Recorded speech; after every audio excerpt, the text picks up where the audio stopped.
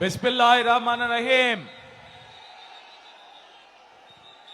আজকের এই নির্বাচনী জনসভা উপলক্ষে এই নির্বাচনী সভায় উপস্থিত জনাব মির্জা ফখরুল ইসলাম আলমগীর সহ আমার সহকর্মীবৃন্দ এবং আমার সামনে উপস্থিত বিশেষ করে এই ঠাকুরগাঁও জেলার সহ আশেপাশের এলাকার উপস্থিত প্রিয় ভাই ও বোনেরা, আসসালামু আলাইকুম। আসসালামু আলাইকুম। কেমন আছেন আপনারা? মা বোনেরা কেমন আছেন? আলহামদুলিল্লাহ।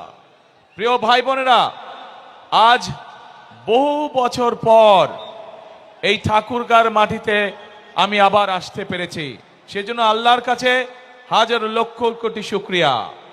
আপনাদের নিশ্চয়ই মনে আছে, আগে প্রায় প্রতি বছর শীতের সময় আমি এই ঠাকুরগাঁও অঞ্চলে আসতাম, পঞ্চগড় এলাকায় আসতাম, বিভিন্ন গ্রামে যেতাম, উপজেলাগুলোতে যেতাম, পৌরসভাগুলোতে যেতাম। দুস্থ মানুষ, বয়স্ক মুরব্বী যারা আছেন, মা বোনেরা ছিলেন, দুস্থ নারী যারা, তাদের জন্য শীতের সময় গরম কাপড় কম্বল নিয়ে আমরা হাজির হতাম এবং হাজার হাজার মানুষের কাছে চেষ্টা করতাম সেই গরম কাপড় পৌঁছে দিতে, যাতে তারা শীত থেকে নিজেদেরকে রক্ষা করতে পারেন। প্রিয় ভাই বোনেরা, আজ আবারও সেই ঠাকুরগাঁওর মাটিতে আমি এসে আপনাদের সামনে দাঁড়িয়েছি। আজ এসেছি আপনাদের সামনে ভিন্ন একটি পরিস্থিতি বা ভিন্ন প্রেক্ষাপটে। প্রিয় ভাই বোনেরা, আগামী 12 তারিখে নির্বাচন, আগামী মাসে, এই মাসের 12 তারিখে নির্বাচন। এই নির্বাচনে বাংলাদেশের মানুষ তাদের যে অধিকার কেড়ে নেওয়া হয়েছিল সেই অধিকারের প্রয়োগ করবে বাংলাদেশের মানুষ। বাংলাদেশের মানুষ গত এক যুগ ধরে তাদের কাছ থেকে যে রাজনৈতিক অধিকার, কথা বলার অধিকার কেড়ে নেওয়া হয়েছিল, সেই অধিকার বাংলাদেশের মানুষ প্রয়োগ করবে। প্রিয় ভাই বোনের, এই মাঠের মধ্যে যে লক্ষ লক্ষ মানুষ আপনারা আজকে উপস্থিত হয়েছেন, এই মঞ্চের পাশে ছোট্ট একটি মঞ্চ আছে যেখানে কয়েকজন মানুষ বসে আছেন। এই মানুষগুলো গত 15 বছরে বিভিন্নভাবে গুম খুন অত্যাচারে নির্যাতন হয়েছে, তাদের স্বজনেরা, সেই অত্যাচার নির্যাতিত পরিবারের সদস্যরা বসে আছেন। যেই মানুষগুলো আজ এখানে বসে আছেন, তারা তাদের যে স্বজনদেরকে হারিয়েছেন বিগত এক যুগ ধরে, সেই স্বজনেরা এই বাংলাদেশের মানুষের ভোটের অধিকার প্রতিষ্ঠিত করার জন্য, এই বাংলাদেশের মানুষের কথা বলার অধিকার প্রতিষ্ঠিত করার জন্য নিজেদের জীবনকে উৎসর্গ করেছে। নিজেরা বিভিন্নভাবে অত্যাচারিত হয়েছে, নির্যাতিত হয়েছে। প্রিয় ভাই বোনেরা, আজ বাংলাদেশের মানুষের কাছে, আজ বাংলাদেশের মানুষের সামনে সেই হারিয়ে যাওয়া যে অধিকার, সেই অধিকার প্রয়োগ করার সময় এসেছে। প্রিয় ভাই বোনেরা, 12 তারিখে নির্বাচন হবে। ভাই, এখানে বিজিবি সদস্যবৃন্দ যারা আপনারা হুইসেলিং করছেন, দয়া করে হুইসেলিংটা বন্ধ করে দেন। আপনারা হুইসেলিংটা বন্ধ করে দেন। হ্যাঁ, বসো বসো বসো বসো, কথা শোনো। এই হুইসেলিংটা বন্ধ করে দেন, হুইসেলিংটা বন্ধ করে দেন, হুইসেলিংটা বন্ধ করে দেন, তাহলেই সবাই ধীর স্থির হবে। এই যে প্রিয় ভাই বোনেরা, এই যে যে মানুষগুলো যারা জীবন দিয়েছে, যারা বিভিন্ন অত্যাচারিত নির্যাতিত হয়েছে, তাদের সেই মূল্যায়নকে কখনো বৃথা দিতে দেওয়া যায় না। এবং এইবারকার নির্বাচন শুধু দেশের জনপ্রতিনিধি নির্বাচিত করার নির্বাচন নয়, এবারকার নির্বাচন হবে আমাদের দেশকে পুনর্গঠন করার নির্বাচন। গত এক যুগ ধরে বাংলাদেশের মানুষ তাদের যেমন রাজনৈতিক অধিকারকে প্রয়োগ করতে পারে নাই, তারা কথা বলার স্বাধীনতা পায় নাই, ঠিক একইভাবে বাংলাদেশের মানুষ তাদের অর্থনৈতিকভাবে প্রতিষ্ঠিত হওয়ার অধিকার থেকে অনেক পিছিয়ে গিয়েছে। দেশে সঠিক পরিমাণের আমাদের তরুণদের, যুবকদের যে কর্মসংস্থানের ব্যবস্থা হওয়ার দরকার ছিল, সেই ব্যবস্থা হয়নি। দেশের নারীদের, মা বোনদেরকে মূল্যায়ন করার জন্য তাদের যেই স্বাবলম্বী করে গড়ে তোলার কথা ছিল, সেইটি হয় নাই। দেশের যুবকদেরকে প্রশিক্ষণের মাধ্যমে দক্ষ শ্রমিক হিসেবে গড়ে তোলার করা উচিত ছিল, সেই কাজটি হয় নাই। দেশের কৃষকদের অর্থনীতিকে মেরুদণ্ড সহযোগিতা করার জন্য, অর্থনৈতিকভাবে সহযোগিতা করার জন্য যেই সহযোগিতা করা উচিত ছিল সেই কাজটিও করে নাই বিগত স্বৈরাচার সরকার। প্রিয় ভাই বোনেরা, আজ সময় এসেছে আমরা 12 তারিখের নির্বাচনে যেমন জনগণের প্রতিনিধিকে নির্বাচিত করব, একইভাবে আমরা দেশ পুনর্গঠনের কাজে হাত দিব। প্রিয় ভাই বোনেরা, বাংলাদেশের অর্ধেক জনসংখ্যা হচ্ছে নারী।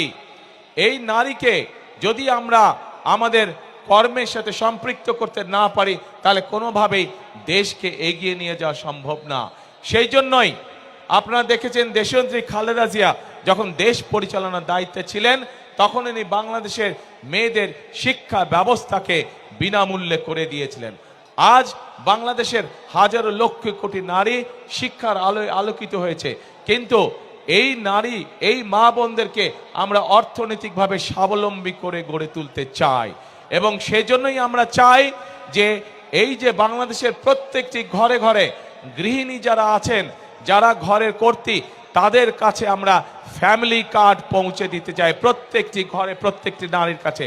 এই ফ্যামিলি কার্ডের অধিকার হবেন এই দেশের মায়েরা, এই ফ্যামিলি কার্ডের অধিকার হবেন এই দেশের নারীরা।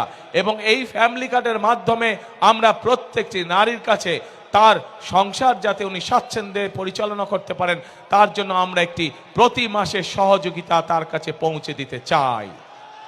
প্রিয় ভাই বোনেরা, এই ফ্যামিলি কার্ডের মাধ্যমে আমাদের দেশের নারীরা ধীরে ধীরে অর্থনৈতিকভাবে স্বাবলম্বী হয়ে উঠবে। আমরা শুধু নারীদেরকেই সহযোগিতা করতে চাই না, একই সাথে আমরা আমাদের কৃষক ভাইদের পাশেও দাঁড়াতে চাই সহযোগিতার হাত নিয়ে। কৃষক ভাইদের জন্য আমরা কৃষি কার্ড নামে একটি কার্ড সকলের কাছে পৌঁছে দিয়ে দিতে চাই, যেই কার্ডের মাধ্যমে কৃষক ভাইরা সহজে ঋণ গ্রহণ করতে পারবে, যেই কার্ডের মাধ্যমে আমরা কৃষক ভাইদের কাছে সহজেই তাদের কাছে তাদের প্রয়োজনীয় সার, কীটনাশক ঔষধ, ফসলের বীজ আমরা তাদের কাছে পৌঁছে দিতে চাই। প্রিয় ভাই বোনেরা, শুধু এটিই নয়, আমরা সিদ্ধান্ত গ্রহণ করছি 12 তারিখের নির্বাচনে বাংলাদেশের মানুষ ধানের শীষকে নির্বাচিত করলে, ধানের শীষের প্রার্থীকে নির্বাচিত করলে সারা বাংলাদেশে 10,000 টাকা পর্যন্ত যে কৃষি ঋণ আছে সেই কৃষকদের সেই 10,000 টাকা পর্যন্ত কৃষি ঋণ আমরা মওকুফ করতে চাই। সকল কৃষকের 10,000 টাকা পর্যন্ত কৃষি ঋণ ইনশাল্লাহ আমরা মওকুফ করতে চাই। শুধু তাই নয়, প্রিয় ভাই বোনেরা, যে ক্ষুদ্র ঋণ বিভিন্ন এনজিও থেকে, রেজিস্টার্ড এনজিও থেকে বিভিন্ন মানুষ, দোস্ত মানুষ বিভিন্ন সময় যে ক্ষুদ্র ঋণ গ্রহণ করেছে সমগ্র বাংলাদেশে, কৃষক, জেলে সহ বিভিন্ন শ্রেণী পেশার মানুষ, সেই ক্ষুদ্র ঋণও আমরা সরকারের পক্ষ থেকে, জনগণের হয়ে সরকারের পক্ষ থেকে আমরা পরিশোধ করতে চাই, যাতে করে এই ঋণের বোঝা থেকে সাধারণ মানুষ রক্ষা পেতে পারে, নিজেদেরকে রক্ষা করতে পারে। প্রিয় ভাই বোনেরা, আমাদের এই উত্তরাঞ্চল, এই ঠাকুরগাঁ, এই দিনাজপুর, পঞ্চগড় কৃষি প্রধান দেশ, এই সমগ্র উত্তরাঞ্চল। আমরা চাই এই এলাকাগুলোতে আমাদের এলাকার মানুষ যাতে কর্মসংস্থানের ব্যবস্থা হয়, যাতে মানুষ চাকরি বাকরি করে স্বাচ্ছন্দ্যে থাকতে পারে। সেই জন্য আমরা সিদ্ধান্ত গ্রহণ করেছি যে কৃষকদের পাশে যেমন আমরা দাঁড়াবো, কৃষি কার্ড নিয়ে কৃষি লোন যেরকম আমরা মওকুফ করব, ঠিক একইভাবে আমরা এই এলাকাকে কৃষি নির্ভর শিল্প আমরা এখানে বিকশিত করব। যে কৃষির সাথে সম্পর্কিত যত শিল্প আছে সেই সকল শিল্প কলকারখানা আমরা এই সমগ্র এলাকার মধ্যে গড়ে তুলতে চাই, যাতে করে এই এলাকার মানুষের কর্মসংস্থান হয়। শুধু তাই নয় প্রিয় ভাই বোনেরা, শুধু তাই নয়, এই এলাকায় বহু তরুণ যুবক সদস্য আছে, যুব সমাজের সদস্য আছে, যাদের কাছে শিক্ষার আলো আছে কিন্তু তারা বেকার হয়ে বসে আছে। সেই জন্য আমরা সিদ্ধান্ত গ্রহণ করেছি যে আমরা এই এলাকার তরুণদেরকে, এই এলাকার যুবকদেরকে সঠিকভাবে বিভিন্ন বিষয় ট্রেনিং প্রদান করতে চাই। সেটা কৃষিতে হোক, সেটা যন্ত্রাংশে হোক, সেটা বিভিন্ন বিষয় হোক না কেন, আমরা আমাদের যুবকদেরকে, তরুণদেরকে ট্রেনিং দিয়ে দক্ষ শ্রমিক গড়ে তুলতে চাই, যাতে করে তারা তাদের নিজেদের এলাকায় হোক অথবা বিদেশে কর্মসংস্থানের ব্যবস্থা করে যেতে পারে। প্রিয় ভাই বোনেরা, আমরা দেশকে সামনের দিকে এগিয়ে নিতে চাই। আমরা আন্দোলন করেছি, আমরা সংগ্রাম করেছি, জনগণকে সাথে নিয়ে, দেশের মানুষকে সাথে নিয়ে আমরা এখন দেশকে পুনর্গঠন করতে চাই। আমরা আমাদের দেশকে খাদ্যে স্বাবলম্বী করে গড়ে তুলতে চাই। আমরা আমাদের বেকারদের কর্মসংস্থানের ব্যবস্থা করতে চাই। আমরা আমাদের মা বোনদেরকে, সমগ্র বাংলাদেশে আমাদের মা বোনদেরকে শিক্ষিত এবং তার পাশাপাশি অর্থনৈতিকভাবে স্বাবলম্বী করে গড়ে তুলতে চাই। কিন্তু প্রিয় ভাই বোনেরা, এই কাজগুলো যদি করতে হয় তাহলে এই দেশের যে মালিক, এই দেশের মালিক কারা বলেন তো? কারা মালিক? জনগণ হচ্ছে এই দেশের মালিক। সেই জনগণের, সেই মালিকের সহযোগিতা ছাড়া আমাদের পক্ষে এই কাজগুলো সম্ভব নয়। এবং সেই জন্যই আজকে এই মঞ্চে দাঁড়িয়ে আমি আপনাদের কাছে আপনাদের সহযোগিতা চাচ্ছি, আপনাদের সমর্থন চাচ্ছি, আপনাদের কাছে ধানের শীষের জন্য ভোট চাইছি, যাতে করে যেই পরিকল্পনার কথা আপনাদের সামনে আমি তুলে ধরলাম সেই পরিকল্পনাগুলো যেন আমরা দেশের জন্য, দেশের মানুষের জন্য বাস্তবায়ন করতে চাই। কে ভাইরা, মা বোনেরা, আপনাদের সমর্থন কি আমরা পাচ্ছি ধানের শীষ? ইনশাআল্লাহ। প্রিয় ভাই বোনেরা,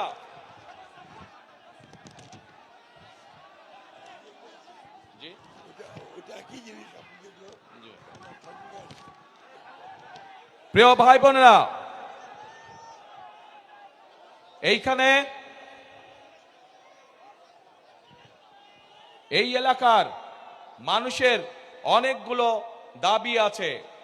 আমি আপনাদের সামনে, আমার সামনে যেই দাবিগুলো আছে সেইগুলোর ব্যাপারে, কয়েকটির ব্যাপারে আমি আপনাদের সাথে আলোচনা করতে চাই। আমরা পঞ্চগড় এবং ঠাকুরগাঁয় যে চিনি কল আছে, যে রেশম কারখানা আছে, পঞ্চগড়ে যে চা শিল্প আছে, এই শিল্পগুলোকে আবার আমরা গড়ে তুলতে চাই, যাতে করে এই এলাকার মানুষ বেকার না থাকে, যাতে করে এই এলাকার মানুষ কর্মসংস্থানের মাধ্যমে হালাল রুজি করে বেঁচে থাকতে পারে। প্রিয় ভাই বোনেরা, আমরা ঠাকুরগাঁয় ক্যাডেট কলেজের একটি দাবি আছে, এই দাবিটি আমরা চেষ্টা করব ইনশাআল্লাহ বাস্তবায়ন করার জন্য। প্রিয় ভাই বোনেরা, আগেই বলেছি আমি যে স্থানীয় যে কৃষিজাত পণ্য আছে, এই পণ্যগুলো অনেক সময় কৃষক ভাইদের জন্য সমস্যা হয়ে যায়, এই পণ্যগুলোকে তারা ঠিকভাবে প্রিজার্ভ করতে পারে না। সেই জন্য এই সমগ্র এলাকায়, ঠাকুরগাঁ সহ, পঞ্চগড় সহ, দিনাজপুর এলাকায় আমরা বিভিন্ন জায়গায় যেখানে যেখানে প্রয়োজন আমরা কৃষকদের উপযোগী করে হিমাগার তৈরি করতে চাই, যেন তারা তাদের উৎপাদিত পণ্য সঠিকভাবে সংরক্ষণ করতে সক্ষম হতে পারে। প্রিয় ভাই বোনেরা, এই এলাকায় বহু শিক্ষিত যুবক আছে যারা আইটিতে কাজ করে থাকেন। সেই জন্য আমরা এই এলাকায় কৃষিকে যেরকম জোর দিব, কৃষির সাথে সম্পর্কিত শিল্প কারখানা যেমন গড়ে তুলব, একইভাবে যারা আইটিতে কাজ করে তাদের জন্য আইটি পার্ক বা আইটি হাব আমরা গড়ে তুলতে চাই, যাতে এলাকার ছেলেরা এলাকা থেকেই তারা তাদের কর্মসংস্থানের ব্যবস্থা করতে পারে। প্রিয় ভাই বোনেরা, এখন প্রিয় ভাই বোনেরা,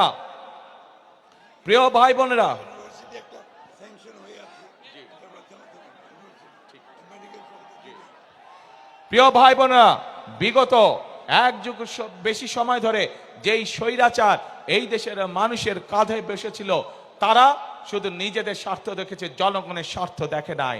সেই জন্যই আমরা দেখেছি বাংলাদেশে, সমগ্র বাংলাদেশে কিভাবে বাংলাদেশের মানুষ, সাধারণ মানুষ চিকিৎসা থেকে বঞ্চিত হয়েছে। প্রিয় ভাই বোনেরা, আমরা বাংলাদেশের মানুষের কাছে গ্রামে গ্রামে, বিশেষ করে মা বোনদের জন্য এবং শিশুদের জন্য চিকিৎসা ব্যবস্থা নিশ্চিত করতে চাই। এবং সে কারণেই আমরা সিদ্ধান্ত গ্রহণ করেছি যে ইনশাআল্লাহ বিএনপি আপনাদের ভোটে আল্লাহর রহমতে সরকার গঠন করলে আমরা হেলথ কেয়ারার নিযুক্ত করব, যাদের দায়িত্ব হবে গ্রামে গ্রামে গিয়ে মা বোনদের এবং শিশুদেরকে ঘরে বসে চিকিৎসা সুবিধা প্রদান করা। এবং একই সাথে এই এলাকার মানুষ যাতে আরো ভালো চিকিৎসা পায়, সেই জন্য মেডিকেল কলেজের যে দাবিটি আছে ইনশাআল্লাহ সেটিও আমরা বাস্তবায়ন করব। প্রিয় ভাই বোনেরা, এই এলাকার মানুষ যাতে উচ্চ শিক্ষায় শিক্ষিত হতে পারে এবং নিজেকে গড়ে তুলতে পারে, তার জন্য পাবলিক ইউনিভার্সিটির একটি বিষয় আছে, সেই বিষয়টিকে ইনশাল্লাহ আমরা দেখব। কিন্তু প্রিয় ভাই বোনেরা, এখন যেই আসল কাজটি, সেই কাজটি হচ্ছে এই যে আপনাদের সামনে কথাগুলো আমি তুলে ধরলাম, এই কাজগুলো যদি আমাদেরকে সম্পন্ন করতে হয় তাহলে আমাদের একার পক্ষে করা সম্ভব না।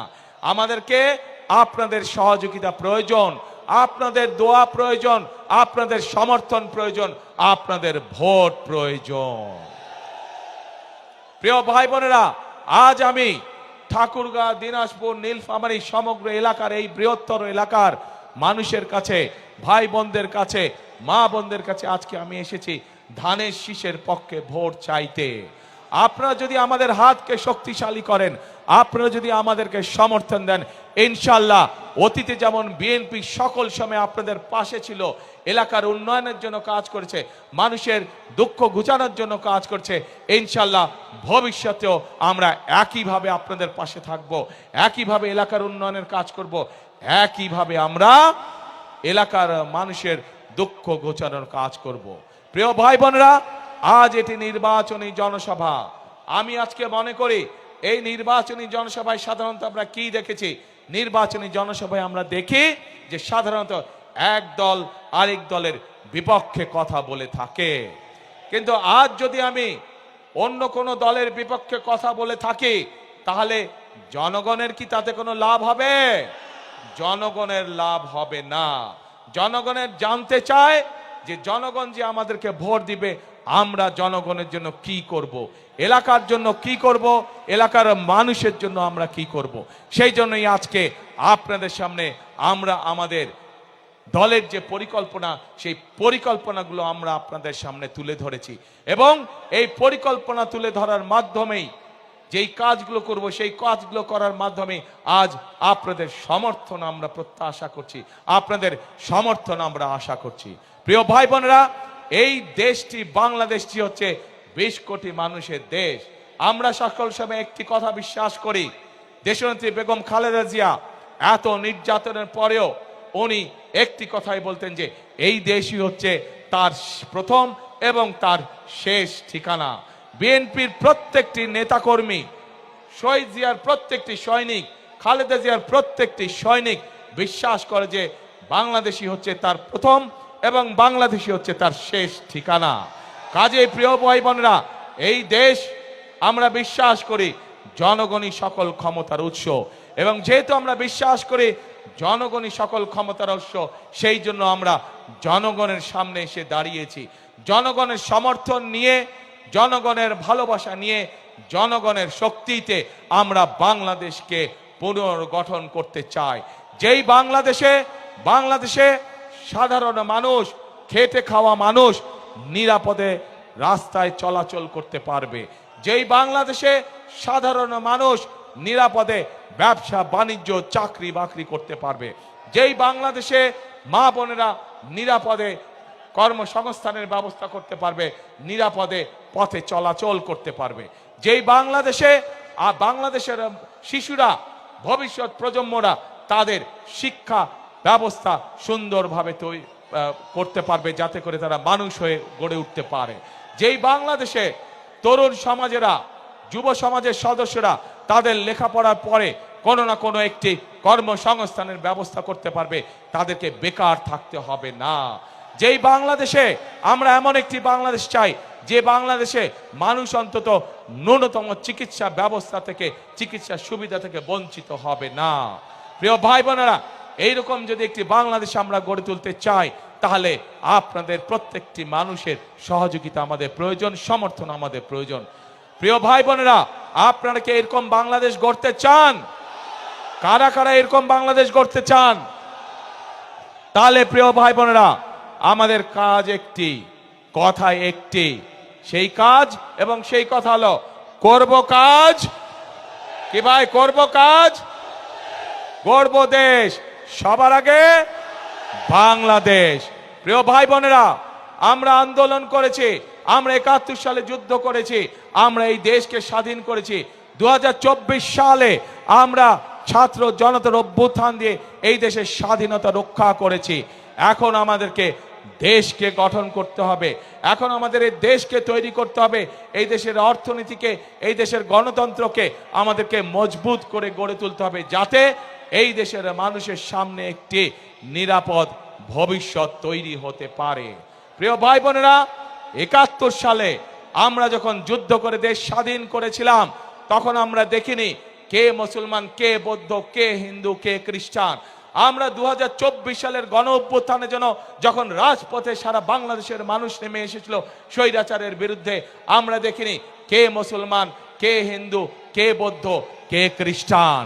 প্রিয় ভাই বোনেরা, এই দেশে হাজার বছর ধরে প্রত্যেকটি ধর্মের মানুষ আমরা শান্তিতে বসবাস করেছি।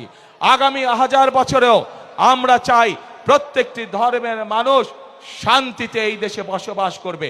যে যার যোগ্যতার ভিত্তিতে, যে যার মেধার ভিত্তিতে সামনের দিকে এগিয়ে যাবে। প্রত্যেককে বিচার করা হবে তার যোগ্যতা, তার মেধার ভিত্তিতে, ধর্ম দিয়ে কোনো বিচার করা হবে না তাকে। প্রিয় ভাই বোনেরা, সেই জন্য আসুন সেই রকম একটি বাংলাদেশ যদি গড়ে তুলতে হয়, তাহলে বিএনপি ইনশাআল্লাহ আপনাদের পাশে আছে। সেই রকম একটি যদি বাংলাদেশ গড়ে তুলতে হয়, বিএনপিকে বাংলাদেশের জনগণ তাদের পাশে সকল সময় পাবে। কাজে আসুন আমরা আমাদের সেই প্রত্যাশিত বাংলাদেশকে গড়ে তোলার জন্য আজকেই এই জনসভায় শপথ নেই। এই জনসভা হোক আমাদের সেই শপথের জনসভা, যেই জনসভায় আমরা শপথ নিব আমরা আগামী দিনে একটি নিরাপদ বাংলাদেশ গড়ে তুলব, যেই বাংলাদেশে সকল ধর্ম মতের মানুষ একসাথে কাজ করবে, একসাথে দেশকে আমরা গড়ে তুলব। প্রিয় ভাই বোনেরা, পরিশেষে আমি এই এলাকার উন্নয়ন, এই বাংলাদেশের উন্নয়নের জন্য আপনাদের সকলের কাছে ধানের শীষের পক্ষে ভোট চাইয়ে যাচ্ছি আপনাদের কাছে। আমি কি আপনাদের সমর্থন পেতে পারি প্রিয় ভাই বোনেরা? ইনশাআল্লাহ।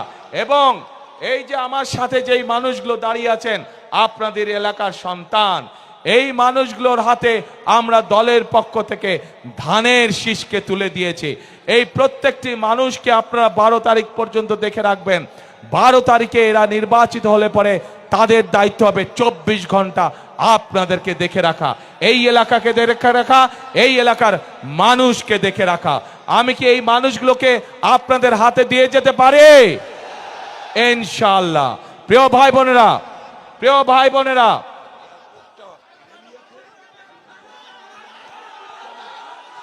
আমাকে মির্জা ফখরুল ইসলাম সাহেব বললেন যে এই এলাকার এয়ারপোর্টটার কাজ অনেক দূর এগিয়ে গিয়েছে। ইনশাআল্লাহ বিএনপি আগামী 12 তারিখে নির্বাচনে সরকার গঠন হলে যত দ্রুত সম্ভব আমরা এই এলাকার এয়ারপোর্ট ইনশাআল্লাহ চালু করব। প্রিয় ভাই বোনেরা,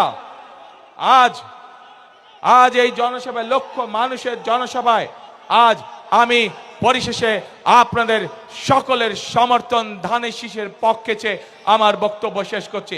ইনশাআল্লাহ আগেও যেমন আমাকে পেয়েছেন আপনাদের পাশে, ইনশাআল্লাহ ভবিষ্যতেও পাবেন আমাকে আপনাদের পাশে।